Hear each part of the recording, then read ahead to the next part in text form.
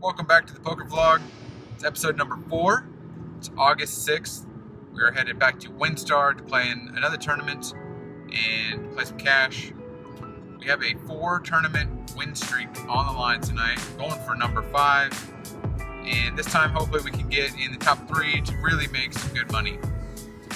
I am planning to give you guys some more hands out of the tournament tonight and give you some strategies and some tips that I use to try and navigate a tournament, and when to apply pressure and when to sit back and let the other people knock themselves out. So hopefully you guys will learn something out of this video. I really appreciate everybody who's been watching so far, and hopefully we can make tonight a winning session.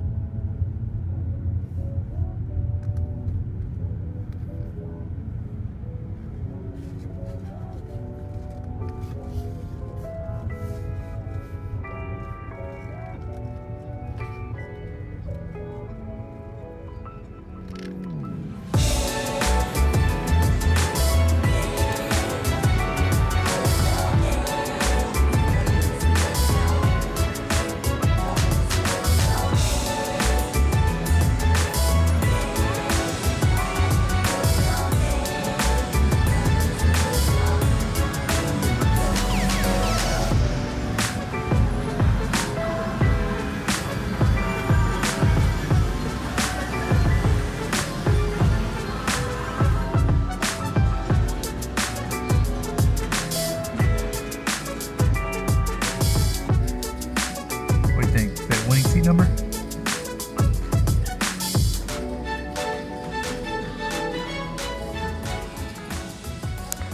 Back in action at WinStar, $65 nightly tournament. Got a good feeling about this one. Feeling really on top of my game here. So level 1, and let's take it home.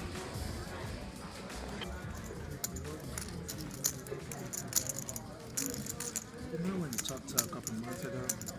I think I got blackjack free bet. Here we go, level 1 of the tournament. I'm super excited. I get really nervous to start tournaments because I want to do well, but trying to calm those nerves and just make the right moves one hand at a time. This is the second hand of the tournament. Blinds are 25.50, and you have 7,000 chips. So I get dealt pocket 4s in middle position, and I decide to open it up to 200.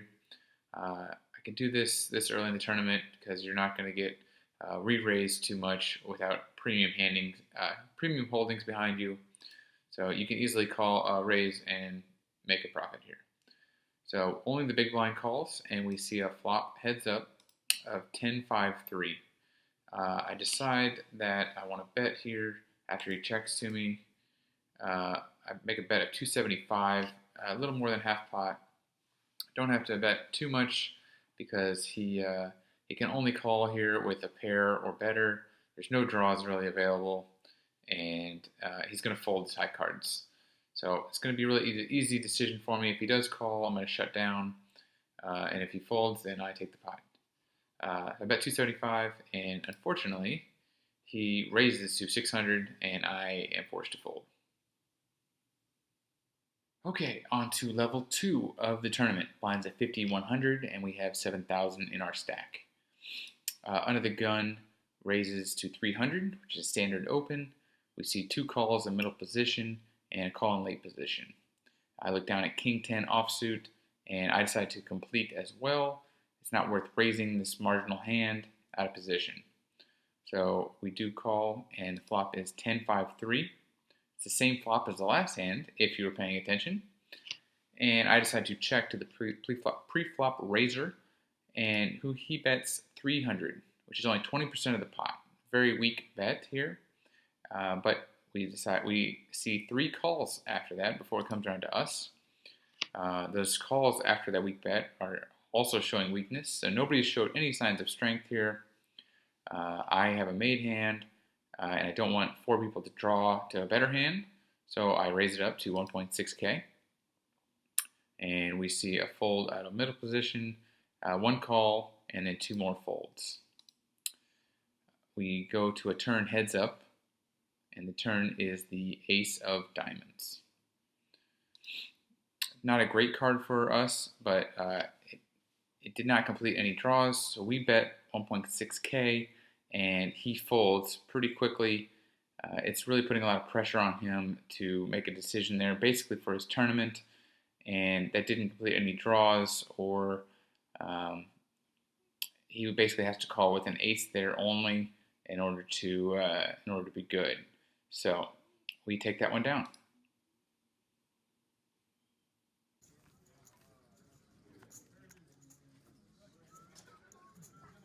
Okay, next hand we want to go over is also in level 2. We're sitting there with 11,000 in the stack at blinds at 5,100. In this hand, we see a loose, aggressive player open up from middle position to 1.2K. Yes, he raised 12x open. That is a very rare thing to see, although not from this player particularly. He has been raising very large sizings pre-flop with a lot of marginal hands. There's no reason to believe he's not doing the same thing here. So we look down at King, Queen of Diamonds on the button, and the only play here is to call. We have position, and that's just too strong of a hand to fold. So we make the call and see a flop. It's a good one. King 8-5 with 1 diamond, and he bets 1.2K, and we make a call. The next the turn is the 3 of diamonds. That's a great card for me. I pick up the flush draw, and I'm pretty much going with this hand no matter what he does. So our hand is just a monster right now. I'm very under-repped. So what he does is bets 2.5K, which is half pot, and I go ahead and rip it in to force him to go all in, and he does call. We see a 9 of spades on the river, and he shows King Jack offsuit. So we take it down and knock a player out.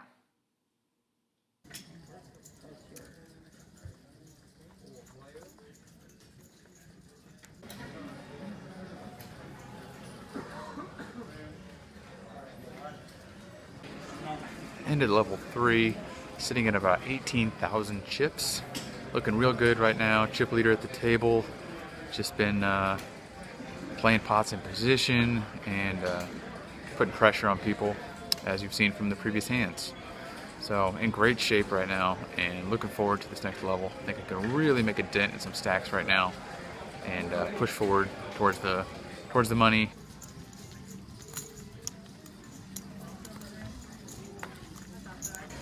Starting level 5, I have about 21,000 chips. Had a couple good hands there, and kind of put some pressure. Raised up on the button, Queen 10 suited for 1,800, but King on the flop, and somebody jams into me. I had to fold. So on to the next hand. Still looking great. And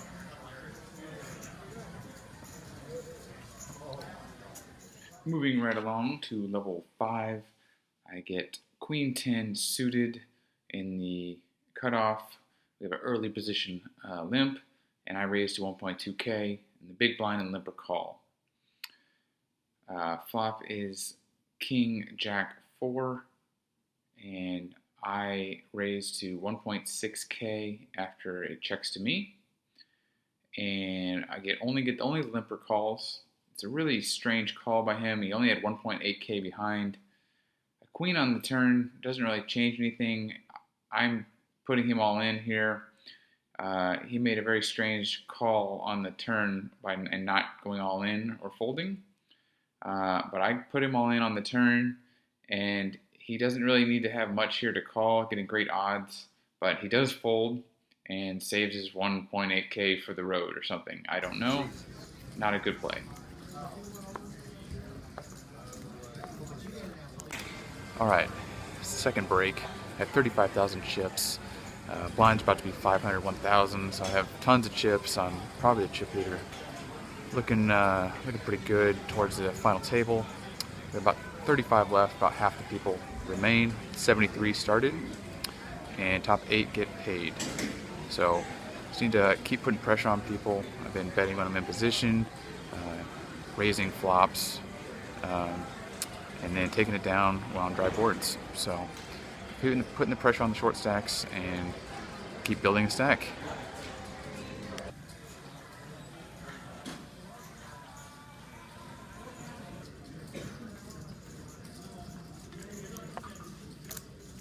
On to level 7, we have 42k in our stack, and blinds are 500, 1,000.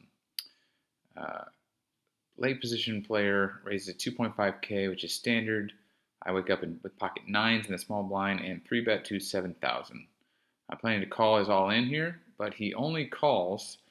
It's very strange. He put in 7,000 pre-flop and has 9,000 behind. He has 40% of his stack in already. Very strange for him not to just shove all in there if he's going to call. We see ace, ace 7 on the flop. He looks visibly disturbed, and I go ahead and jam.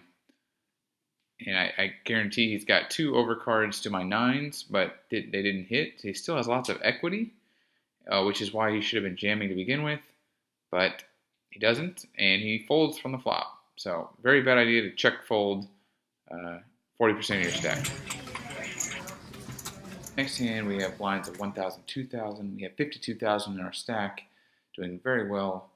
A middle position opener that only started the hand with 17,000 chips, raises to 5,000. Strongly suggests her jamming all in there with that short of a stack, but she does just raise to 5,000, and I complete with 6-4 diamonds. Hit a 6 on the flop, and this was my plan all along, was to jam if I hit something. She's got 2 overcards, she's going to have to fold, and I want to put the pressure on her rather than having to face a jam from her later on. That was the plan all along, and again, it's just a terrible play to open up a third of your stack when you're that short stack. She should be jamming and not opening. She folds, and I take it down. And I am interested to get your guys' thoughts on how I played this one. I get Jack 5 offsuit in the big blind, and there are 4 limps, and the small blind folds. I just check to see a free flop. Flop comes Jack high, Jack 6-4, and I decide to lead out for 4.5k. I don't think this is the best option leading into 4 players. I do have top pair though, and I was by far the chip leader, so I went ahead and tried it. Under the button raises me all in for 18,000. I'm getting a great price to call.